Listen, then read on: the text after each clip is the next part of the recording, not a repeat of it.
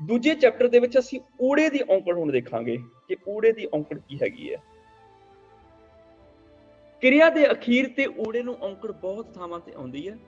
ਇਹ ਆਪਾਂ ਕਰ ਚੁੱਕੇ ਹਾਂ, ਇਸ ਕਰਕੇ ਮੈਂ ਬੜਾ ਸੰਖੇਪ ਦੇ ਵਿੱਚ ਕਰਾਂਗਾ, ਬਹੁਤ ਸੰਖੇਪ ਦੇ ਵਿੱਚ ਕਰਾਂਗਾ, ਕਿਉਂਕਿ ਇਹ ਅਸੀਂ ਪਿੱਛੇ ਚੈਪਟਰ ਮੈਂ ਆਪ ਹੀ ਕਰਾ ਕੇ ਗਿਆ, ਮੈਨੂੰ ਯਾਦ ਹੈਗਾ।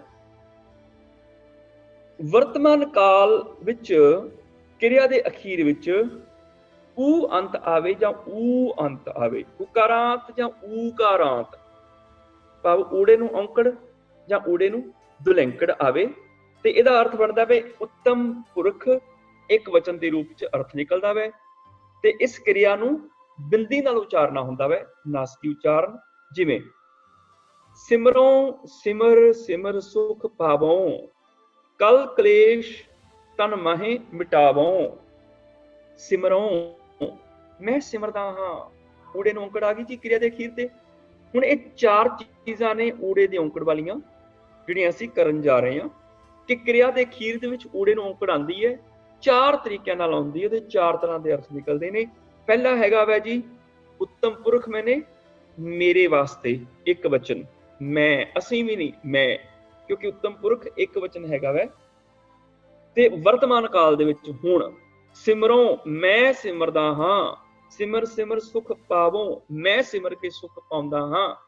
ਇੱਥੇ ਸਿਮਰੋ ਕਵਾਂਗੇ ਤੇ ਹਾਹੇ ਨੂੰ ਔਂਕੜ ਉਚਾਰਨ ਹੋਏਗੀ, ਸਿਮਰੋ ਮੈਨੇ, ਤੁਸੀਂ ਸਿਮਰੋ। ਪਰ ਇੱਕ ਦੂਜੀ ਨਹੀਂ, ਆਪਣੇ ਬਾਰੇ ਗੱਲ ਹੈ, ਸਿਮਰੋ। ਕਲ ਕਲੇਸ਼ ਤਨ ਮਾਹੇ ਮਿਟਾਵੋਂ, ਮੈਂ ਮਿਟਾਉਂਦਾ ਹਾਂ। ਤੀਰਥ ਨਹਾਵਣ ਜਾਉ, ਤੀਰਥ ਨਾਮ ਹੈ, ਮੈਂ ਤੀਰਥ ਨਹਾਉਣ ਜਾਂਦਾ ਹਾਂ, ਮੈਂ ਤੀਰਥ ਇਸ਼ਨਾਨ ਕਰਨ ਜਾਂਦਾ ਹਾਂ। ਪਰ ਮੇਰੇ ਵਾਸਤੇ ਪ੍ਰਭੂ ਦਾ ਨਾਮ ਹੀ ਤੀਰਥ ਹੈ, ਮੈਂ ਨਾਮ ਦੇ ਤੀਰਥ ਤੇ ਇਸ਼ਨਾਨ ਕਰਨ ਜਾਂਦਾ ਹਾਂ। ਦੱਦੇ ਦੋਸ਼ ਨਾ ਦੇਉ, ਇੱਥੇ ਹੁਣ ਦੇਖ ਲਓ ਊੜੇ ਨੂੰ ਬਿਹਾਰੀ ਆ ਗਈ, ਹੈ ਕਿਰਿਆ ਦੇਉ ਪਰ ਬਿਹਾਰੀ ਆ ਗਈ ਤੇ ਇਹ ਵੀ ਵਰਤਮਾਨ ਕਾਲ ਉੱਤਮ ਪੁਰਖ ਇੱਕ ਵਚਨ ਦੀ ਕਿਰਿਆ ਹੈਗੀ। ਦੇਉ ਇਹਦਾ ਵੀ ਬਿੰਦੀ ਨਾਲ ਉਚਾਰਨ ਹੋਏਗਾ। ਮੈਂ ਹੋਰ ਕਿਸੇ ਨੂੰ ਦੋਸ਼ ਨਹੀਂ ਦਿੰਦਾ, ਮੈਂ ਦਿੰਦਾ ਹਾਂ। ਦੇਉ ਮੈਨੇ ਮੈਂ ਦਿੰਦਾ ਹਾਂ, ਨਾ ਦੇਉ ਮੈਨੇ ਮੈਂ ਨਹੀਂ ਦਿੰਦਾ ਹਾਂ। ਦੋਸ਼ ਕਰਮਾਂ ਆਪਣਿਆਂ, ਦੋਸ਼ ਤਾਂ ਮੇਰੇ ਪਿਛਲੇ ਕਰਮਾਂ ਦਾ ਹੈ। ਇੱਕ ਤਾਂ ਕਿਰਿਆ ਦੇ ਅਖੀਰ ਤੇ ਊੜੇ ਨੂੰ ਔਂਕੜ ਆ ਜਾਏ, ਉਹਦਾ ਬਿੰਦੀ ਨਾਲ ਉਚਾਰਨ ਹੋਏਗਾ। ਇੱਕ ਵਚਨ ਤੇ ਉੱਤਮ ਪੁਰਖ ਦੇ ਅਰਥ ਹੋਣਗੇ। ਨਾਲ ਹੀ ਹੁਣ ਦੂਜਾ ਇਹਦਾ ਨਿਯਮ ਦੇਖ ਲਓ ਊੜੇ ਦੇ ਔਂਕੜ ਦਾ। ਹੁਣ ਕੀ ਹੋਇਆ, ਭਵਿੱਖ ਦੇ ਵਿੱਚ ਕੁਝ ਚੀਜ਼ ਜੁੜ ਗਈ, ਹੈ ਊੜੇ ਦੀ ਔਂਕੜ ਹੀ ਹੈ। ਵਰਤਮਾਨ ਕਾਲ ਦੇ ਵਿੱਚ ਸਿਰਫ ਮੇਰੇ ਕੋਲ ਊੜੇ ਦੀ ਔਂਕੜ ਸੀਗੀ, ਪਰ ਭਵਿੱਖ ਦੇ ਵਿੱਚ ਮੈਂ ਤਰੱਕੀ ਕਰ ਲਈ। ਭਵਿੱਖ ਦੇ ਵਿੱਚ ਮੈਨੂੰ ਹਾਹਾ ਤੇ ਊੜੇ ਨੂੰ ਔਂਕੜ ਮਿਲ ਗਈ, ਮੈਨੂੰ ਹਾਹਾ ਨਾਲ ਮਿਲ ਗਿਆ। ਇਸ ਤੋਂ ਅਗਲਾ ਜਿਹੜਾ ਦੂਜਾ ਪਾਰਟ ਹੈਗਾ ਇਸੇ ਚੈਪਟਰ ਦਾ, ਇਹ ਭਾਗ ਪਹਿਲਾਂ ਚੱਲ ਰਿਹਾ, ਹੁਣ ਅਸੀਂ ਦੂਜਾ ਭਾਗ ਦੇਖਣ ਲੱਗੇ ਹਾਂ ਜੀ, ਆਹ ਵਾਲਾ ਭਾਗ। ਹੁਣ ਪਛਾਣ ਕੀ ਹੈਗੀ ਹੈ ਤੇ ਇਹਦੇ ਅਖੀਰ ਤੇ ਵੀ ਊੜੇ ਨੂੰ ਔਂਕੜ ਹੈ, ਪਰ ਇਹਦੇ ਨਾਲ ਹਾਹਾ ਲੱਗਿਆ ਹੋਇਆ ਪਹਿਲਾਂ।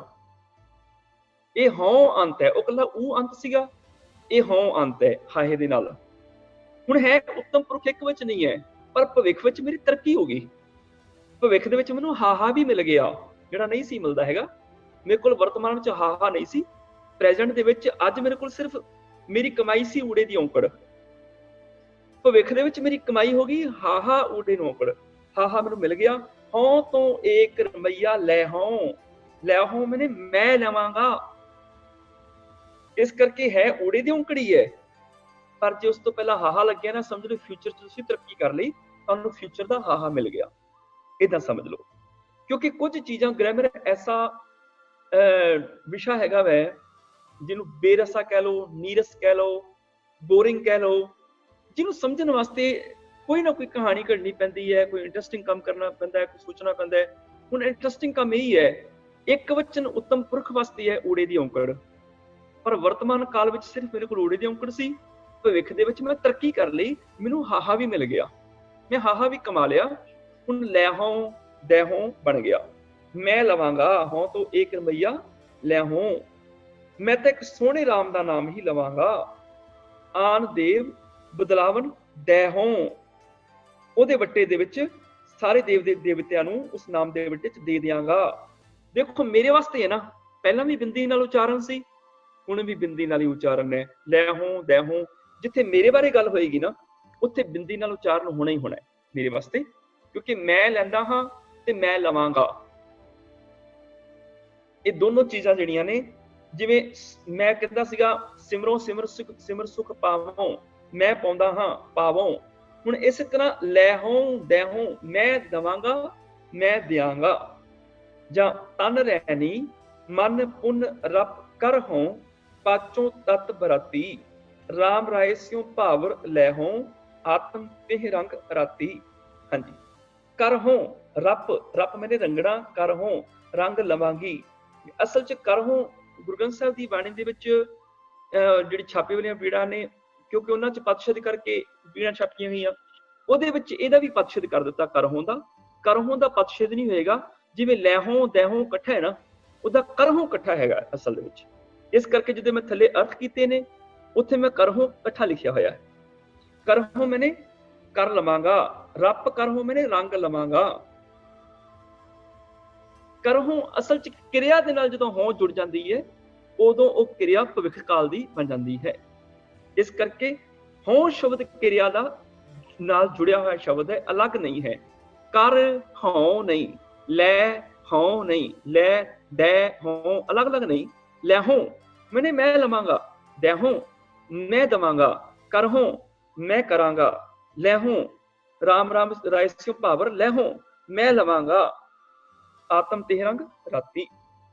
ਇਸ ਕਰਕੇ ਕਰਹੋਂ ਇਕੱਠਾ ਪਾਠ ਚਾਹੀਦਾ ਵੈ, ਇਹ ਪਦਛੇਦ ਨਹੀਂ ਚਾਹੀਦਾ ਹੈਗਾ, ਕਿਉਂਕਿ ਕਰਹੋਂ ਆਪਣੇ ਆਪ ਚ ਇੱਕ ਸੰਪੂਰਨ ਕਿਰਿਆ ਹੈਗੀ ਹੈ ਭਵਿੱਖ ਕਾਲ ਦੀ। ਹਾਹਾ ਜਿਹੜਾ ਭਵਿੱਖ ਦੀ ਮੇਰੀ ਕਮਾਈ ਹੈ, ਇਸ ਕਰਕੇ ਜਿੱਥੇ ਕੱਲਾ ਊੜੇ ਨੂੰ ਔਂਕੜ ਆਵੇ ਕਿਰਿਆ ਨਾਲ, ਉਹ ਮੇਰੀ ਵਰਤਮਾਨ ਕਾਲ ਦੀ ਕਿਰਿਆ ਵੈ, ਉੱਥੇ ਮੈਂ ਵਰਤਮਾਨ ਦੇ ਅਰਥ ਕਰਨੇ ਨੇ। ਤੇ ਜਿੱਥੇ ਹਾਹਾ ਕੀ ਆ ਜਾਏਗਾ ਊੜੇ ਤੋਂ ਪਹਿਲਾਂ, ਉੱਥੇ ਸਮਝਾਗਾ ਮੇਰੀ ਭਵਿੱਖ ਦੀ ਕਮਾਈ ਮੈਨੂੰ ਨਾਲ ਮਿਲੇਗੀ ਹਾਹਾ। ਇਸ ਕਰਕੇ ਮੈਂ ਕਰਾਂਗਾ ਮੈਂ ਲਵਾਂਗਾ, ਤੋ ਪੈ ਦੁਗਣੀ ਮਜੂਰੀ ਦੇ ਹੋਂ, ਮੌਕੋ ਡੇਢੀ ਦੇਹੁ ਬਤਾਈ ਹੋ। ਦੇ ਹੋਂ ਮੈਂ ਦਵਾਂਗਾ, ਭਾਵ ਤੇ ਤੋਂ ਦੁਗਣੀ ਮਜੂਰੀ ਮੈਂ ਦਵਾਂਗੀ। ਪੜੋਸਨ ਕਹਿ ਰਹੀ ਹੈ, ਪਾੜ ਪੜੋਸਨ ਪੁੱਛ ਲੈ ਨਾਮਾ, ਕਾ ਪਹਿਚਾਨ ਛਵਾਈ ਹੋ, ਤੋ ਪੈ ਦੁਗਣੀ ਮਜੂਰੀ ਦੇ ਹੋਂ ਮੈਨੇ ਮੈਂ ਦਵਾਂਗੀ, ਮੌਕੋ ਬੇਢੀ ਦੇਹੁ ਬਤਾਈ ਹੋ, ਮੈਂ ਦਿਆਂਗੀ। ਦੇ ਹੋਂ ਵੀ ਇਕੱਠਾ ਪਾਠ ਹੈਗਾ। ਬਸ ਆ ਹੁਣ ਦੇਖ ਲਓ, ਫਰਕ ਦੇਖ ਲਓ ਜੀ। ਕਿਰਿਆ ਦੇ ਅਖੀਰ ਤੇ ਊੜੇ ਨੂੰ ਔਂਕੜ ਹੈ, ਜਿੱਥੇ ਕੱਲੇ ਊੜੇ ਨੂੰ ਔਂਕੜ ਹੈ ਉੱਥੇ ਵਰਤਮਾਨ ਕਾਲ ਹੈ, ਤੇ ਜਿੱਥੇ ਹਾਹਾ ਊੜੇ ਨੂੰ ਔਂਕੜ ਹੈ ਉੱਥੇ ਭਵਿੱਖ ਦੀ ਕਮਾਈ ਮੇਰੀ ਹੋਰ ਜੁੜ ਗਈ। ਹਾਹਾ ਭਾਵ ਭਵਿੱਖ ਵਿੱਚ ਮੈਂ ਹਾਹੇ ਨੂੰ ਕਮਾ ਲਿਆ, ਤੇ ਉਹ ਦੈਹੋਂ ਲੈਹੋਂ ਬਣ ਗਿਆ। ਤੇ ਦੋਹਾਂ ਤੇ ਬਿੰਦੀ ਆਉਣੀ ਹੈ। ਜੇ ਮੇਰੇ ਵਾਸਤੇ ਤੇ ਬਿੰਦੀ ਆਏਗੀ, ਜੇ ਥਰਡ ਪਰਸਨ ਵਾਸਤੇ ਹੈ ਫਿਰ ਬਿੰਦੀ ਨਹੀਂ ਆਏਗੀ। ਹਾਂਜੀ, ਹੁਣ ਤੀਜਾ ਨੰਬਰ ਦੇਖੋ ਜੀ, ਇਹਦਾ ਤੀਜਾ ਭਾਗ ਉਹ ਅੰਤ ਕਿਰਿਆ ਦਾ, ਉਹ ਹੈਗਾ ਜੀ ਹੁਣ ਥਰਡ ਪਰਸਨ ਵਾਸਤੇ। ਹੁਕਮੀ ਭਵਿੱਖਤ ਕਾਲ, ਭਾਵ ਆਉਣ ਵਾਲੇ ਸਮੇਂ 'ਚ ਕਿਸੇ ਨੂੰ ਹੁਕਮ ਕਰਨਾ। ਅੰਨ੍ਯ ਪਰਸਨ, ਥਰਡ ਪਰਸਨ, ਅੰਨ੍ਯ ਪੁਰਖ ਮੈਨੇ ਤੀਜਾ ਪੁਰਖ, ਇੱਕ ਵਚਨ। ਹਾਂਜੀ, ਹੁਣ ਦੂਜਾ ਭਾਗ ਚੱਲ ਰਿਹਾ ਨਾ, ਹੁਣ ਤੀਜਾ ਭਾਗ ਆਪ ਜੀ ਦੇਖੋ ਸਾਹਮਣੇ। ਤੇ ਤੀਜੇ ਭਾਗ ਦੇ ਵਿੱਚ ਅਸੀਂ ਫਿਰ ਊੜੇ ਦੀ ਔਂਕੜ ਦੀ ਗੱਲ ਕਰ ਰਹੇ ਹਾਂ। ਹੁਣ ਤੀਜੇ ਭਾਗ ਦੇ ਵਿੱਚ ਕੀ ਹੈਗਾ ਹੈ, ਇੱਥੇ ਵੀ ਊੜੇ ਦੀ ਔਂਕੜ ਹੈ, ਪਰ ਇੱਥੇ ਬਿੰਦੀ ਨਹੀਂ ਲੱਗੇਗੀ, ਕਿਉਂਕਿ ਮੇਰੇ ਵਾਸਤੇ ਨਹੀਂ ਹੈ। ਬਿੰਦੀਆਂ ਮੈਂ ਆਪਣੇ ਵਾਸਤੇ ਰੱਖੀਆਂ ਨੇ। ਜਲੋਂ ਮੈਂ ਜਲਾਂਗਾ, ਜਲਦਾ ਹਾਂ, ਜਲਹੋਂ ਮੈਂ ਜਲਾਂਗਾ, ਦੇਖੋ ਕਿੰਨਾ ਫਰਕ ਹੈ। ਤੇ ਜਲੋ ਮੈਨੇ ਉਹ ਜਲ ਜਾਏ, ਗੱਲ ਇੱਕੋ ਹੀ ਹੈ। ਮੈਂ ਕਹਿੰਦਾ ਜਾਉ, ਤੀਰਥ ਨਾਮਣ ਜਾਉ, ਮੈਂ ਜਾਂਦਾ ਹਾਂ। ਜਾਂ ਮੈਂ ਕਹਿੰਦਾ ਜਾਹੋ, ਮੈਂ ਇਹਦਾ ਮਤਲਬ ਬਣ ਕੇ ਮੈਂ ਜਾਵਾਂਗਾ।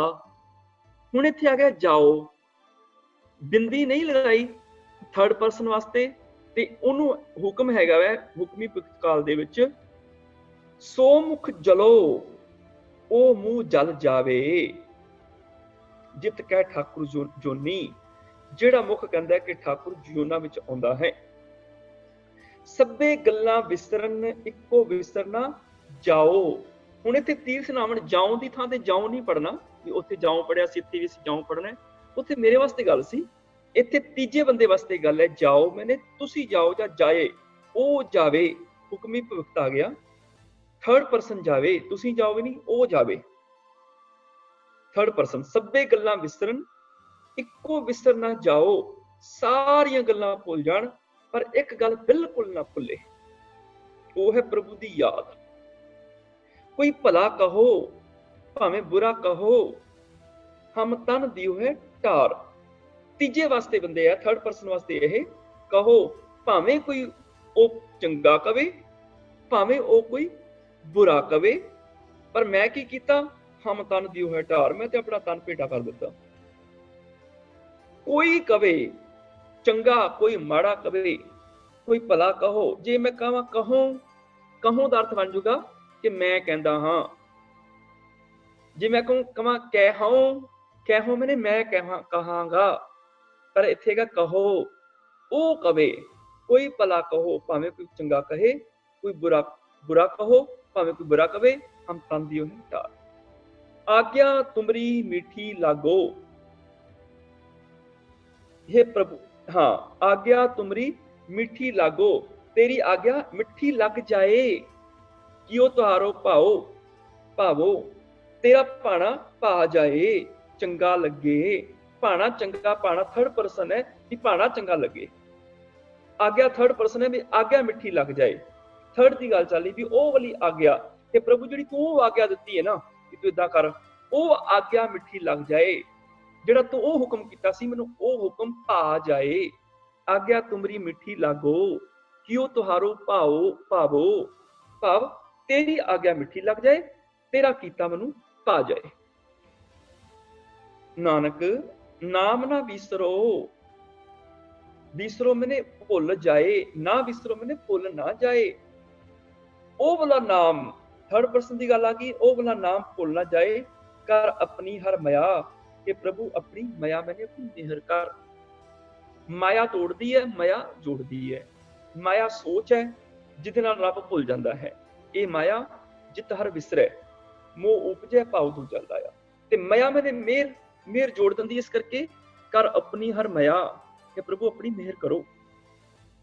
जुग जुग जीवो मेरी अब की तरी, जीवो मैंने वो जिउंदी रवे, वो वाली जिउंदी रवे जिहड़ी हुण वाली मेरी, जुग जुग जीवो मेरी हुण वाली मत जिंदी रवे। ठीक है जी। हुण ऊड़े दी औंकड़ जिहड़ी क्रिया दे विच अखीर ते आई, ते अखीर दे विच जदों तीजे बंदे दी गल सी, उदों असीं बिंदी नाल उच्चारण नहीं कीता, ते असीं उहदा हुक्मी भविष्यकाल विच अर्थ कर लिया। हुण ऊड़े दी औंकड़ वाली क्रिया नंबर 4 विच देखो जी, जिहड़ी आ 4 वाली है ना, बड़ी इंटरस्टिंग है। ਇਹ ਨਾ ਤੇ ਵਿਸ਼ੇਸ਼ ਪੁਰਖ ਵਾਸਤੇ ਹੈ, ਨਾ ਵਿਸ਼ੇਸ਼ ਵਚਨ ਵਾਸਤੇ ਹੈ। ਇਹ ਕਿਰਿਆ ਹੈਗੀ ਜੀ, ਅੱਗੇ ਐੜਾ ਲੱਗ ਜਾਂਦਾ ਹੈ। ਊੜੇ ਦੀ ਔਂਕੜ ਤਾਂ ਆਏਗੀ, ਉਸ ਤੋਂ ਪਹਿਲਾਂ ਐੜਾ ਜਾਂ ਯਈਆ ਲੱਗ ਜਾਏਗਾ, ਔ ਜਾਂ ਯੋ। ਦੇਖੋ ਇਸ ਕਰਕੇ ਨੇ ਵੀ ਸਾਨੂੰ ਆਸਾਨੀ ਨਾਲ ਪਛਾਣ ਆ ਜਾਵੇ ਵੀ ਜਿੱਥੇ ਕੱਲਾ ਊੜਾ ਹੋਵੇ ਉੱਥੇ ਜਾਂ ਮੇਰੇ ਵਾਸਤੇ ਹੈ ਤੇ ਜਾਂ ਥਰਡ ਪਰਸਨ ਵਾਸਤੇ ਹੈ, ਤੇ ਜਿੱਥੇ ਹਾ ਊੜੇ ਨੂੰ ਔਂਕੜ ਹੈ ਉੱਥੇ ਭਵਿੱਖਕਾਲ ਮੇਰੇ ਵਾਸਤੇ ਹੈ, ਤੇ ਜਿੱਥੇ ਐੜਾ ਜਾਂ ਯਈਆ ਦੇ ਬਾਅਦ ਊੜੇ ਨੂੰ ਔਂਕੜ ਹੈ ਉੱਥੇ ਉੱਤਮ ਮੱਧਮ ਅਨਿਆ ਪੁਰਖ ਤਿੰਨਾਂ ਵਾਸਤੇ, ਇੱਕ ਵਚਨ ਦੇ ਬਹੁਵਚਨ ਤਿੰਨਾਂ ਵਾਸਤੇ ਹੈ। ਪਛਾਣ ਇਹਦੀ ਹੈਗੀ ਆ, ਅੱਗੇ ਐੜਾ ਜਾਂ ਯਈਆ ਲੱਗ ਗਿਆ। ਜਿਵੇਂ ਭੂਤਕਾਲ ਵਿੱਚ ਕਿਰਿਆ ਦੇ ਅਖੀਰ ਵਿੱਚ ਔ ਅੰਤ ਜਾਂ ਯੋ ਅੰਤ ਆਉਣ ਨਾਲ ਇਸ ਦਾ ਅਰਥ ਉੱਤਮ ਮੱਧਮ ਜਾਂ ਅਨਿਆ ਪੁਰਖ ਲਈ ਅਤੇ ਇੱਕ ਵਚਨ ਜਾਂ ਬਹੁਵਚਨ ਦੇ ਰੂਪ ਵਿੱਚ ਨਿਕਲਦਾ ਹੈ। ਭਾਵ ਸਾਂਝਾ ਹੈ, ਇਹ ਭੂਤਕਾਲ ਦੀ ਕਿਰਿਆ ਹੈ, ਪਾਸਟ ਦੀ ਲੰਘ ਚੁੱਕੇ ਦੀ, ਪਰ ਸਾਰਿਆਂ ਲਈ ਸਾਂਝੀ ਹੈ। ਔ ਤੇ ਯੋ ਜਿਹੜੀ ਨਾ ਸਾਰਿਆਂ ਲਈ ਸਾਂਝੀ ਹੈ। ਇਹਨੂੰ ਮੈਂ ਵੀ ਵਰਤ ਸਕਦਾ ਵਾਂ, ਤੁਸੀਂ ਵੀ ਤੇ ਉਹ ਵੀ, ਅਸੀਂ ਵੀ ਵਰਤ ਸਕਦੇ ਹਾਂ ਤੇ ਮੈਂ ਇਕੱਲਾ ਵੀ ਵਰਤ ਸਕਦਾ, ਇੱਕ ਵਚਨ ਵੀ ਬਹੁਵਚਨ ਵੀ। ਤੂੰ ਵੀ ਵਰਤ ਸਕਦਾ ਤੇ ਤੁਸੀਂ ਵੀ ਵਰਤ ਸਕਦੇ ਹੋ, ਉਹ ਵੀ ਵਰਤ ਸਕਦਾ ਤੇ ਉਹ ਵੀ ਵਰਤ ਸਕਦੇ ਹਨ। ਸਾਰਿਆਂ ਵਾਸਤੇ ਇਹ ਇੰਨੀ ਕਮਾਲ ਦੀ ਚੀਜ਼ ਹੈ। ਦੇਖੋ ਜਿਵੇਂ ਗੁਰ ਮਿਲਿਓ ਸੋਏ, ਮਿਲਿਓ ਪੈਰ ਚ ਅੱਧਾ ਯਈਆ ਲੱਗਿਆ ਨਾ, ਯੋ ਆ ਗਿਆ, ਮਿਲਣਾ ਹੈਗਾ ਕਿਰਿਆ, ਮਿਲ ਯੋ ਪਲੱਸ ਯੋ ਲੱਗ ਗਿਆ, ਯੋ ਅੰਤ ਆ ਗਿਆ। ਗੁਰ ਮਿਲਿਓ ਸੋਏ, ਮੈਨੂੰ ਮਿਲਿਆ, ਮੈਨੂੰ ਹੁਣ ਉੱਤਮ ਪੁਰਖ ਆ ਗਿਆ ਤੇ ਇੱਕ ਵਚਨ ਆ ਗਿਆ। ਭੂਤਕਾਲ ਦੇ ਵਿੱਚ ਵੀ ਮੈਨੂੰ ਮਿਲਿਆ ਸੀ, ਮੈਨੂੰ ਮਿਲਿਆ।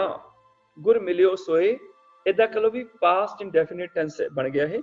ਗੁਰ ਮਿਲਿਓ ਸੋਏ ਭਿੱਖਾ ਕਹੈ, ਸਹਿਜ ਰੰਗ ਦਰਸ਼ਨ ਦਿਓ। ਠੀਕ ਹੈ ਜੀ। ਹਾਂਜੀ, ਦਿਓ ਮੈਨੇ ਦਿੱਤਾ, ਇੱਥੇ ਦੇਖੋ ਦਿਓ ਵੀ ਆ ਗਿਆ, ਔ ਅੰਤ ਆ ਗਿਆ ਦੀ ਦਾ ਨਾ, ਦੇਣ ਦਾ। ਇੱਥੇ ਵੀ ਦਿੱਤਾ, ਲੰਘ ਚੁੱਕੇ ਭੂਤਕਾਲ ਦੇ ਵਿੱਚ, ਤੇ ਉਹਨਾਂ ਨੇ ਦਿੱਤਾ। ਇੱਥੇ ਅਨਿਆ ਪੁਰਖ ਵੀ ਆ ਗਿਆ ਤੇ ਭੂਤਕਾਲ ਵੀ ਆ ਗਿਆ। ठीक है जी। तैं पढ़ियो एक मन धरियो एक कर एक पछाणियो। पढ़ियो ਐੜਾ ਆ ਗਿਆ ਨਾ ਊੜੇ ਤੋਂ ਪਹਿਲਾਂ, ਆਓ ਪੜ, ਪੜਨਾ ਹੈਗਾ ਕਿਰਿਆ, ਤੇ ਪੜ ਆਓ ਇਹ ਬਣ ਗਿਆ ਭੂਤਕਾਲ ਦੀ ਕਿਰਿਆ। ਹੁਣ ਇਹ ਆ ਗਈ ਹੁਣ ਮੱਧਮ ਪੁਰਖ ਵਾਸਤੇ ਤੇ ਇੱਕ ਵਚਨ ਦੀ ਮਤਲਬ ਇਹ ਹੈ ਕਿ ਭੂਤਕਾਲ ਦੇ ਵਿੱਚ ਕਿਰਿਆ ਦੇ ਅਖੀਰ ਤੇ ਆਓ ਜਾਂ ਯੋ ਲੱਗਦਾ ਵੈ, ਤੇ ਉਹ ਕਿਸੇ ਵਾਸਤੇ ਵੀ ਆ ਸਕਦਾ ਵੈ, ਕਿਤੇ ਉੱਤਮ ਪੁਰਖ ਵਾਸਤੇ, ਕਿਤੇ ਮੱਧਮ ਪੁਰਖ ਵਾਸਤੇ, ਕਿਤੇ ਅਨਯ ਪੁਰਖ ਵਾਸਤੇ, ਕਿਤੇ ਇੱਕ ਵਚਨ ਵਾਸਤੇ, ਕਿਤੇ ਦੋ ਵਚਨ ਵਾਸਤੇ। ਤੈਂ ਪੜਿਓ ਮੈਨੇ ਤੂੰ ਪੜਿਆ, ਲੰਘ ਚੁੱਕੇ ਸਮੇਂ ਵਿੱਚ ਤੂੰ ਪੜਿਆ। ਇਸ ਤਰ੍ਹਾਂ ਕਹਿ ਲਓ ਵੀ ਔ ਤੇ ਯੋ ਵਾਲੀ ਕਿਰਿਆ ਸਿਰਫ ਭੂਤਕਾਲ ਵਾਸਤੇ ਹੁੰਦੀ ਹੈ, ਪਾਸਟ ਟੈਂਸ ਵਾਸਤੇ, ਸਿਰਫ ਪਾਸਟ ਵਾਸਤੇ ਹੋਏਗੀ, ਕਿ ਉਹ ਕੋਈ ਵੀ ਵਰਤ ਸਕਦਾ ਹੈ ਇਹਨੂੰ। ਉੱਤਮ ਪੁਰਖ ਵੀ ਵਰਤ ਲੈਂਦੇ ਨੇ, ਮੱਧਮ ਵੀ ਵਰਤ ਲੈਂਦੇ ਨੇ, ਅੰਨੇ ਵੀ ਵਰਤ ਲੈਂਦੇ ਨੇ, ਇੱਕ ਵਚਨ ਵਾਲੇ ਵੀ ਵਰਤ ਲੈਂਦੇ ਨੇ, ਬਹੁ ਵਚਨ ਵਾਲੇ ਵੀ। ਆਹ ਭਾਵ ਸਭ ਦੀ ਸਾਂਝੀ ਕਿਰਿਆ ਭੂਤਕਾਲ ਦੀ ਔ ਤੇ ਯੋ। ਸਾਧ ਸੰਗਤ ਕੈ ਪਾਛੈ ਪਰਿਓ, ਉਹ ਪਿਆ। ਸਾਧ ਸੰਗਤ ਦੇ ਪਾਛੈ ਭਾਵ ਸਾਧ ਸੰਗਤ ਦੇ ਵਿੱਚ ਆ ਗਿਆ। ਸਾਧ ਸੰਗਤ ਕੈ ਪਾਛੈ ਪਰਿਓ, ਜਨ ਨਾਨਕ ਹਰ ਰਸ ਪਾਇਆ। ਉਹ ਪਿਆ ਲੰਘ ਚੁੱਕੇ ਸਮੇਂ ਚ ਭੂਤਕਾਲ ਵਿੱਚ, ਅਨਯ ਪੁਰਖ ਇੱਕ ਵਚਨ। ਆਪ ਨਾਰਾਇਣ ਕਲਾਧਾਰ ਜਗ ਮੈਂ ਪਰਵਰਿਓ। ਯੋ ਆ ਗਿਆ ਜਿੱਥੇ, ਫਿਰ ਇਹਦਾ ਮਤਲਬ ਭੂਤਕਾਲ ਦੀ ਕਿਰਿਆ। ਜਿੱਥੇ ਯਈਆ ਆ ਗਿਆ ਉੱਥੇ ਭੂਤਕਾਲ ਦੀ ਹੈ, ਜਿੱਥੇ ਹਾਹਾ ਆ ਗਿਆ ਉੱਥੇ ਭਵਿੱਖ ਦੀ ਹੈ। ਇੰਨਾ ਫਰਕ ਹੈ, ਦੇਖ ਲਓ ਜੀ। ਹਾਹਾ ਤੇ ਊੜੇ ਨੂੰ ਔਂਕੜ ਆ ਜਾਏ, ਲੈਹੋਂ ਦੈਹੋਂ, ਉਹ ਭਵਿੱਖ ਵਾਸਤੇ ਹੈ। ਐੜਾ ਤੇ ਯਈਆ ਊੜੇ ਨੂੰ ਔਂਕੜ ਨਾਲ ਆ ਜਾਵੇ, ਉਹ ਭੂਤਕਾਲ ਵਾਸਤੇ ਹੈ। ਤੇ ਜੇ ਐੜਾ ਯਈਆ ਹਾ ਕੁਛ ਵੀ ਨਾ ਆਵੇ, ਫਿਰ ਵਰਤਮਾਨ ਕਾਲ ਵਾਸਤੇ ਹੈ। ਦੇਖੋ ਕਿਰਿਆਵਾਂ ਯਾਦ ਕਰਨੀਆਂ ਕਿੰਨੀਆਂ ਸੌਖੀਆਂ ਨੇ, ਕਿ ਜਿੱਥੇ ਤੇ ਇਕੱਲਾ ਊੜਾ ਵੈ, ਊੜੇ ਨੂੰ ਔਂਕੜ ਕਿਰਿਆ ਦੇ ਅਖੀਰ ਤੇ, ਉਹ ਵਰਤਮਾਨ ਲਈ ਹੈ, ਪ੍ਰੈਜ਼ੈਂਟ ਲਈ ਹੈ। ਜਿੱਥੇ ਹਾਹਾ ਊੜੇ ਨੂੰ ਔਂਕੜ ਹੈ, ਉਹ ਫਿਊਚਰ ਵਾਸਤੇ ਹੈ। ਜਿੱਥੇ ਐੜਾ ਊੜੇ ਨੂੰ ਔਂਕੜ ਜਾਂ ਯਈਆ ਊੜੇ ਨੂੰ ਔਂਕੜ ਹੈ, ਉਹ ਭੂਤਕਾਲ ਪਾਸਟ ਟੈਂਸ ਵਾਸਤੇ ਹੈ। ਇਹ ਨਿਸ਼ਾਨੀਆਂ ਨੇ ਕਿਰਿਆਵਾਂ ਦੀਆਂ, ਇਹ ਤੁਸੀਂ ਲਿਖ ਕੇ ਰੱਖ ਲਓ ਨਾ। ਮੈਂ ਗ੍ਰਾਫ ਬਣਾਇਆ, ਮੈਂ ਅੱਗੇ ਦਿਖਾਵਾਂਗਾ ਤੁਹਾਨੂੰ, ਤੇ ਉਹ ਗ੍ਰਾਫ ਦੇ ਵਿੱਚ ਤੁਹਾਨੂੰ ਈਜ਼ੀ ਆਸਾਨੀ ਸਮਝ ਆ ਜਾਏਗਾ। ਤੁਸੀਂ ਗ੍ਰਾਫ ਦਾ ਸਕਰੀਨਸ਼ਾਟ ਲੈ ਲਿਓ ਜੀ। ਹਾਂਜੀ, ਆਪ ਨਾਰਾਇਣ ਕਲਾ ਧਾਰ ਜਗ ਮੈਂ ਪਰਵਰਿਓ। ਯੋ ਆ ਗਿਆ ਜੀ, ਪਰਵਰਨ ਹੁੰਦਾ ਹੈ ਪਰਵਰਤ ਹੋਣਾ, ਪਰਿਵਰਤਨ ਕਰਨਾ। ਪਰਵਰਿਓ ਮੈਨੇ ਉਹ ਪ੍ਰਵਰਤ ਹੋਇਆ। ਪ੍ਰੇਮ ਠਗੋਰੀ ਜਿਨ ਕੋ ਪਾਈ ਤਿੰਨ ਰਸ ਪੀਓ ਭਾਰੀ। ਉਹਨਾਂ ਨੇ ਪੀਤਾ, ਪੀਓ ਐੜਾ ਊੜੇ ਨੂੰ ਔਂਕੜ ਆ ਗਈ, ਪੀਣਾ ਕਿਰਿਆ ਹੈਗੀ ਹੈ। ਅੱਗੇ ਆਓ ਲਾਸਟ ਵਿੱਚ ਅੰਤ ਲੱਗ ਗਿਆ। ਭੂਤਕਾਲ ਵਿੱਚ ਅੰਨੇ ਪੁਰਖ ਭਾਵ ਉਹਨਾਂ ਨੇ ਪੀਤਾ, ਤਿੰਨ ਰਸ ਪੀਓ ਭਾਰੀ। ਤਿੰਨ ਆ ਗਿਆ ਜੀ। ਜਿੱਥੇ ਤਿੰਨ ਦੇ ਨੰਨੇ ਨੂੰ ਸਿਹਾਰੀ ਆ ਜਾਂਦੀ, ਉੱਥੇ ਇੱਕ ਵਾਸਤੇ ਹੋਣੀ ਸੀ ਗੱਲ। ਇੱਥੇ ਤਿੰਨ ਦਾ ਨੰਨਾ ਮੁਕਤ ਹੈ, ਇੱਥੇ ਬਹੁਤਿਆਂ ਦੀ ਗੱਲ ਹੈ। ਇਹ ਯਾਦ ਰੱਖਿਓ, ਜਿਨ, ਤਿੰਨ, ਇਨ, ਉਨ, ਆਖਰੀ ਅੱਖਰ ਸਿਹਾਰੀ ਨਾਲ ਆ ਜਾਣ, ਇਕਾਰਾਂਤ ਆ ਜਾਣ, ਤੇ ਸਮਝ ਲਓ ਵੀ ਉਹ ਇੱਕ ਵਚਨ ਵਾਸਤੇ ਹੈ। ਤੇ ਜਿੱਥੇ ਅਕਾਰਾਂਤ ਆ ਜਾਣ ਭਾਵ ਅਮੁਕਤਾ, ਉੱਥੇ ਬਹੁ ਵਚਨ ਵਾਸਤੇ। ਇੱਥੇ ਤਿੰਨ ਦੇ ਨੰਨੇ ਨੂੰ ਸਿਹਾਰੀ ਨਹੀਂ ਲੱਗੀ, ਇਹਦਾ ਮਤਲਬ ਇਹ ਬਹੁ ਵਚਨ ਵਾਸਤੇ ਹੈ। ਤਿੰਨ ਰਸ ਪੀਓ ਭਾਰੀ, ਉਹਨਾਂ ਨੇ ਰਸ ਪੀਤਾ। ਹੁਣ ਇਹਦਾ ਗ੍ਰਾਫ ਦੇਖ ਲਓ ਜੀ। ਗ੍ਰਾਫ ਦੇ ਵਿੱਚ ਈਜ਼ੀਲੀ ਤੁਹਾਨੂੰ ਚਾਰੇ ਸਮਝ ਆ ਜਾਣਗੇ। ਗ੍ਰਾਫ ਬਣਾਉਣ ਦਾ ਇਹੀ ਇੱਕ ਫਾਇਦਾ ਹੁੰਦਾ ਵੈ, ਕਿਰਿਆਵਾਂ ਦਾ ਕੰਪੈਰੀਜ਼ਨ ਹੋ ਜਾਂਦਾ, ਪਛਾਣ ਹੋ ਜਾਂਦੀ ਵੀ ਕਿਹੜੀ ਕਿਰਿਆ ਦੀ ਕੀ ਪਛਾਣ ਹੈਗੀ ਹੈ। ਕਿਰਿਆ ਨੂੰ ਪਛਾਣਨ ਵਾਸਤੇ ਮੈਨੂੰ ਗ੍ਰਾਫ ਬਣਾਉਣਾ ਪੈਂਦਾ ਵੈ, ਤਾਂ ਕਿ ਆਸਾਨੀ ਨਾਲ ਇਹ ਸਮਝ ਆ ਜਾਏ, ਮੈਨੂੰ ਕਨਫਿਊਜ਼ਨ ਨਾ ਰਵੇ। ਦੇਖੋ ਕਿੰਨਾ ਸਿੰਪਲ ਹੈਗਾ। ਉੱਤੇ ਲਿਖਿਆ ਹੋਇਆ ਵਰਤਮਾਨ ਕਾਲ ਉੱਤਮ ਪੁਰਖ ਊ ਅੰਤ, ਭਵਿੱਖ ਕਾਲ ਉੱਤਮ ਪੁਰਖ ਹਉ ਅੰਤ, ਹੁਕਮੀ ਭਵਿੱਖਤ ਕਾਲ ਅਨਯ ਪੁਰਖ ਊ ਅੰਤ, ਭੂਤਕਾਲ ਔ ਅੰਤ ਜਾਂ ਯੋ ਅੰਤ। ਇਹ ਸਾਂਝਾ ਵੈ ਸਾਰਿਆਂ ਲਈ। ਕਿਰਿਆ ਊ ਅੰਤ ਵਾਲੀ ਇਹ ਸਾਰਾ ਗ੍ਰਾਫ ਦਾ ਬਣਿਆ ਹੋਇਆ, ਡਿਟੇਲ ਬਣੀ ਹੋਈ ਹੈ। ਕਿਰਿਆ ਦੇ ਅਖੀਰ ਤੇ ਊੜੇ ਨੂੰ ਔਂਕੜ ਆ ਜਾਏ। ਜੇ ਕੱਲਾ ਊੜੇ ਨੂੰ ਔਂਕੜ ਆ ਰਿਹਾ ਵੈ, ਕਿਰਿਆ ਤੋਂ ਬਾਅਦ ਸਿਮਰ ਕਿਰਿਆ ਵੈ, ਅੱਗੇ ਊ ਆ ਗਿਆ ਸਿਮਰੋਂ, ਉੱਥੇ ਫਿਰ ਵਰਤਮਾਨ ਕਾਲ ਉੱਤਮ ਪੁਰਖ ਵਾਸਤੇ ਹੈ, ਮੇਰੇ ਵਾਸਤੇ ਹੈ। ਤੇ ਜਿੱਥੇ ਹਾਹਾ ਊੜੇ ਨੂੰ ਔਂਕੜ ਆ ਗਿਆ, ਹਉ ਲੈਹੋਂ ਦੈਹੋਂ, ਉੱਥੇ ਵੀ ਉੱਤਮ ਪੁਰਖ ਵਾਸਤੇ ਹੈ, ਪਰ ਉੱਥੇ ਭਵਿੱਖ ਵਾਸਤੇ ਆ ਗਈ ਗੱਲ ਕਿ ਮੈਂ ਲਵਾਂਗਾ, ਮੈਂ ਦਿਆਂਗਾ। ਦੇਖੋ ਪਹਿਲਾਂ ਸੀ ਸਿਮਰੋਂ, ਮੈਂ ਸਿਮਰਦਾ ਹਾਂ, ਫਿਰ ਅੱਗੇ ਲੈਹੋਂ ਮੈਂ ਲਵਾਂਗਾ, ਪਾਵੋਂ ਮੈਂ ਪਾਉਂਦਾ ਹਾਂ, ਦੈਹੋਂ ਮੈਂ ਦਿਆਂਗਾ, ਮਿਟਾਵੋਂ ਮੈਂ ਮਿਟਾਉਂਦਾ ਹਾਂ। ਜਿੱਥੇ ਹ ਦੇ ਨਾਲ ਊੜੇ ਨੂੰ ਔਂਕੜ ਆ ਜਾਏਗੀ, ਉੱਥੇ ਭਵਿੱਖ ਕਾਲ ਦੀ ਕਿਰਿਆ ਬਣ ਜਾਂਦੀ ਹੈ। ਨਾਲ ਨਾਲ ਥੱਲੇ ਮੈਂ ਉਦਾਹਰਨਾਂ ਵੀ ਦਿੱਤੀਆਂ ਨੇ, 2 ਤੋਂ 3 ਦਿੱਤੀਆਂ, ਸਾਰੇ ਬਹੁਤੀਆਂ ਨਹੀਂ ਦਿੱਤੀਆਂ ਹੈਗੀਆਂ, ਇੰਨੀਆਂ ਕੁ ਦਿੱਤੀਆਂ ਨੇ। ਹੁਕਮੀ ਭਵਿਖਤਕਾਲ ਅੰਨ੍ਹੇ ਪੁਰਖ, ਹੁਣ ਉੱਥੇ ਵੀ ਉੱਤਮ ਪੁਰਖ ਵਰਤਮਾਨ ਕਾਲ ਵਾਲੀ ਹੀ ਕਿਰਿਆ ਹੈ, ਪਰ ਜਦੋਂ ਥਰਡ ਪਰਸਨ ਦੀ ਗੱਲ ਹੋਏਗੀ ਉੱਥੇ ਬਿੰਦੀ ਨਹੀਂ ਲੱਗੇਗੀ। ਬਸ ਇਹ ਫਰਕ ਹੈਗਾ। ਥੱਲੇ ਉਚਾਰਨ ਵੀ ਦਿੱਤਾ ਹੈ, ਦੇਖ ਲਓ। ਮੈਂ ਜਿਵੇਂ ਪਹਿਲੇ ਚ ਉਚਾਰਨ ਬਿੰਦੀ ਨਾਲ ਹੈ, ਸਿਮਰੋਂ ਪਾਵੋਂ। ਦੂਜੇ ਦਾ ਉਚਾਰਨ ਲੈ ਹੋਂ ਦੇ ਹੋਂ ਬਿੰਦੀ ਨਾਲ ਹੈ। ਤੀਜੇ ਦਾ ਉਚਾਰਨ ਬਿਨਾਂ ਬਿੰਦੀ ਤੋਂ ਹੈ, ਕਹੋ, ਲਾਗੋ, ਭਾਵੋ, ਜਾਓ। ਕੋਈ ਭਲਾ ਕਹੋ ਭਾਵੇਂ ਬੁਰਾ ਕਹੋ, ਕੋਈ ਭਲਾ ਕਵੇ ਭਾਵੇਂ ਕੋਈ ਬੁਰਾ ਕਵੇ। ਆ ਗਿਆ ਤੁਮਰੀ ਮਿੱਠੀ ਲਾਗੋ, ਲੱਗ ਜਾਏ, ਕੀਓ ਤੁਹਾਰੋ ਭਾਵੋ, ਭਾ ਜਾਏ। ਠੀਕ ਹੈ ਜੀ। ਸਭੇ ਗੱਲਾਂ ਵਿਸਰਨ, ਇੱਕੋ ਵਿਸਰ ਨਾ ਜਾਓ, ਵਿਸਰ ਨਾ ਜਾਵੇ। ਇਹ ਸੀ ਭਵਿੱਖ ਕਾਲ ਦੀ ਕਿਰਿਆ। ਊ ਅੰਤ ਅੰਨ੍ਹੇ ਪੁਰਖ ਥਰਡ ਪਰਸਨ। ਹੁਣ ਚੌਥੀ ਆ ਗਈ ਜੀ ਭੂਤਕਾਲ ਦੀ ਕਿਰਿਆ। ਐੜਾ ਊੜੇ ਨੂੰ ਔਂਕੜ ਜਾਂ ਯਈਆ ਊੜੇ ਨੂੰ ਔਂਕੜ। ਪੜਨਾ ਕਿਰਿਆ ਵੈ, ਪੜਿਓ। ਐੜਾ ਊੜੇ ਨੂੰ ਔਂਕੜ ਆ ਗਈ, ਭੂਤਕਾਲ ਦੀ ਕਿਰਿਆ ਬਣੀ। ਧਰਨਾ ਕਿਰਿਆ ਵੈ, ਧਰਿਓ। ਐੜਾ ਊੜੇ ਨੂੰ ਔਂਕੜ ਆ ਗਿਆ ਤੇ ਭੂਤਕਾਲ ਦੀ ਕਿਰਿਆ ਬਣ ਗਈ। ਤੂੰ ਪੜਿਆ, ਤੂੰ ਧਰਿਆ, ਗੁਰ ਮਿਲਿਓ, ਮੈਨੂੰ ਮਿਲਿਆ। ਤਿੰਨ ਰਸ ਪੀਓ ਭਾਰੀ, ਉਹਨਾਂ ਨੇ ਇਹ ਭਾਰੀ ਰਸ ਪੀਤਾ। ਇਹ ਗ੍ਰਾਫ ਹੈਗਾ ਕਿਰਿਆ ਦੇ ਊ ਔਂਕੜ ਦਾ, ਇੱਕ ਵਚਨ ਦਾ। ਜਦੋਂ ਮੈਂ ਗੁਰਬਾਣੀ ਵਿਆਕਰਨ ਕੋਰਸ ਕਰਾਉਣਾ ਹੁੰਨਾ, ਉਦੋਂ ਮੈਂ ਇੰਨੀ ਜਲਦੀ ਦੇ ਵਿੱਚ ਇੰਨੀਆਂ ਕਿਰਿਆਵਾਂ ਨਹੀਂ ਕਰਾਉਂਦਾ ਹੈਗਾ। ਉਦੋਂ ਇੱਕ ਇੱਕ ਦਿਨ ਦੇ ਵਿੱਚ ਇੱਕ ਇੱਕ ਜਾਂ ਦੋ ਦੋ ਕਿਰਿਆਵਾਂ ਹੁੰਦੀਆਂ ਨੇ ਬਸ, ਜਾਂ ਇੱਕ ਹੋਏਗੀ ਜਾਂ ਦੋ। ਉਹ ਦੋ ਕਰਨ ਦਾ ਇਹ ਫਾਇਦਾ ਹੁੰਦਾ ਵਾ, ਦੂਜੇ ਨਾਲ ਮੁਕਾਬਲਾ ਜਦੋਂ ਅਸੀਂ ਕਰਦੇ ਆ ਨਾ ਕਿਰਿਆ ਦਾ ਕੰਪੈਰੀਜ਼ਨ, ਫਿਰ ਸਪਸ਼ਟ ਹੁੰਦਾ ਵੀ ਹੈ ਤੇ ਊੜੇ ਨੂੰ ਔਂਕੜ ਸੀ, ਪਰ ਉੱਥੇ ਤਾਂ ਕਹਿੰਦੇ ਸੀ ਜੀ ਵਰਤਮਾਨ ਕਾਲ ਦੇ ਅਰਥ ਹੁੰਦੇ ਨੇ, ਇੱਥੇ ਕਹੀ ਜਾਂਦੇ ਨੇ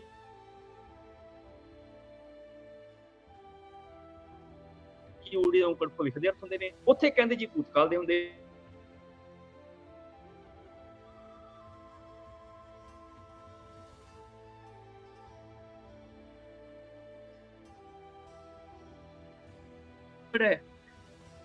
ਉਹ ਉੱਤਮ ਪੁਰਖ ਤੇ ਅੰਨ੍ਹੇ ਪੁਰਖ ਦੀ ਕਿਰਿਆ ਵੈ। ਉੱਤਮ ਪੁਰਖ ਦੀ ਹੋਏਗੀ ਵਰਤਮਾਨ ਕਾਲ ਦੀ, ਅੰਨ੍ਹੇ ਪੁਰਖ ਦੀ ਭਵਿੱਖ ਦੀ। ਜਿੱਥੇ ਹਾਹਾ ਆ ਜਾਏਗਾ ਊੜੇ ਤੋਂ ਔਂਕੜ ਤੋਂ ਪਹਿਲਾਂ, ਉੱਥੇ ਭਵਿੱਖ ਕਾਲ ਦੀ ਕਿਰਿਆ ਵੈ, ਤੇ ਜਿੱਥੇ ਐੜਾ ਜਾਂ ਯਈਆ ਆ ਜਾਏਗਾ ਉੱਥੇ ਭੂਤਕਾਲ ਦੀ ਕਿਰਿਆ ਵੈ। ਹੁਣ ਮੁਕਾਬਲਾ ਕਰਨਾ ਸੌਖਾ ਹੋ ਗਿਆ। ਸਾਰੇ ਚਾਰੇ ਕਿਰਿਆਵਾਂ ਨੇ, ਚਾਰੇ ਕਿਰਿਆਵਾਂ ਦੇ ਆਖਰੀ ਅੱਖਰ ਨੂੰ ਊੜੇ ਨੂੰ ਔਂਕੜ ਲੱਗੀ ਹੋਈ ਹੈ, ਪਰ ਚਾਰਾਂ ਦਾ ਹੁਣ ਫਰਕ ਬੜਾ ਸਾਫ਼-ਸਾਫ਼ ਸਾਨੂੰ ਸਮਝ ਆ ਰਿਹਾ ਹੈ। ਕਿੰਨਾ ਸਪਸ਼ਟ ਫਰਕ ਸਮਝ ਆ ਰਿਹਾ ਹੈ ਕਿ ਇੱਕ ਕੱਲੀ ਊੜੇ ਦੀ ਔਂਕੜ ਹੈ, ਇੱਕ ਹਾਹੇ ਨਾਲ ਊੜੇ ਨੂੰ ਔਂਕੜ ਹੈ, ਇੱਕ ਐੜੇ ਤੇ ਯਈਏ ਨਾਲ ਊੜੇ ਨੂੰ ਔਂਕੜ ਹੈ। ਜਦੋਂ ਇਹ ਕੰਪੈਰੀਜ਼ਨ ਅਸੀਂ ਸਮਝ ਲੈਂਦੇ ਹਾਂ, ਫਿਰ ਸਾਨੂੰ ਆਸਾਨੀ ਦੇ ਨਾਲ ਅਰਥ ਹੋਣੇ ਸ਼ੁਰੂ ਹੋ ਜਾਂਦੇ ਨੇ। ਹੁਣ ਜਦੋਂ ਤੁਸੀਂ ਗੁਰਬਾਣੀ ਦਾ ਪਾਠ ਕਰੋ, ਕੋਸ਼ਿਸ਼ ਕਰਿਆ ਕਰੋ ਵੀ ਇੱਕ ਦਿਨ ਦੇ ਵਿੱਚ ਸਿਰਫ ਇੱਕੋ ਨਿਯਮ ਲੱਭੋ ਸਾਰੇ। ਪਾਵੋਂ, ਮਿਟਾਵੋਂ, ਜਾਵੋਂ, ਗਾਵੋਂ, ਨਹਾਵੋਂ, ਧੋਵੋਂ, ਇਹ ਸਾਰੇ ਨਿਯਮ ਲੱਭੋ। ਦੂਜੇ ਦਿਨ ਪਾਠ ਕਰਦਿਆਂ ਇਹ ਨਿਯਮ ਲੱਭੋ, ਲੈਹੋਂ, ਦੈਹੋਂ, ਜਾਹੋਂ, ਗਾਹੋਂ, ਪੀਹੋਂ, ਹਾਹੇ ਵਾਲੇ ਲੱਭੋ। ਤੀਜੇ ਦਿਨ ਤੁਸੀਂ ਐੜੇ ਤੇ ਯਈਏ ਵਾਲੇ ਲੱਭੋ, ਮਿਲਿਓ, ਧਰਿਓ, ਕਰਿਓ, ਪਾਇਓ, ਪੀਓ, ਜਾਇਓ, ਯਈਏ ਵਾਲੇ, ਐੜੇ ਵਾਲੇ ਤੀਜੇ ਦਿਨ ਲੱਭੋ। ਉਹਦੇ ਨਾਲ ਤੁਹਾਨੂੰ ਆਸਾਨੀ ਹੋ ਜਾਏਗੀ ਅਰਥ ਸਮਝਣ ਦੀ। ਇਹ ਗ੍ਰਾਫ ਹੈਗਾ, ਇਸ ਗ੍ਰਾਫ ਨੂੰ ਯਾਦ ਕਰ ਲਓਗੇ ਤੇ ਤੁਹਾਨੂੰ ਕਿਰਿਆ ਦਾ ਫਰਕ ਨਜ਼ਰ ਆ ਜਾਏਗਾ ਵੀ ਫਰਕ ਕੀ ਹੈਗਾ ਵੈ। ਊੜੇ ਦੀ ਔਂਕੜ ਵਾਲੀ ਕਿਰਿਆ ਜਿਹੜੀ ਹੈ ਉਹ ਵਰਤਮਾਨ ਦੀ ਹੈ, ਹਾਹਾ ਊੜੇ ਦੀ ਔਂਕੜ ਕਿਰਿਆ ਉਹ ਭਵਿੱਖ ਵਾਸਤੇ ਹੈ। ਊੜੇ ਦੀ ਔਂਕੜ ਬਿਨਾਂ ਬਿੰਦੀ ਤੋਂ ਉਹ ਭਵਿੱਖ ਕਾਲ ਅੰਨ੍ਹੇ ਪੁਰਖ ਦੀ ਹੈ, ਤੇ ਐੜਾ ਤੇ ਯਈਏ ਦੀ ਊੜੇ ਔਂਕੜ ਵਾਲੀ ਕਿਰਿਆ ਜਿਹੜੀ ਹੈ ਉਹ ਭੂਤਕਾਲ ਦੀ ਹੈ। ਇਹ ਫਰਕ ਸਾਹਮਣੇ ਨਜ਼ਰ ਆ ਜਾਏਗਾ। ਜਦੋਂ ਅਸੀਂ ਬੜੇ ਧਿਆਨ ਨਾਲ ਪਾਠ ਕਰਾਂਗੇ, ਉਦੋਂ ਫਰਕ ਵੀ ਸਮਝ ਆਏਗਾ, ਅਰਥ ਵੀ ਆਪਣੇ ਆਪ ਹੀ ਸਮਝ ਆ ਜਾਣਗੇ।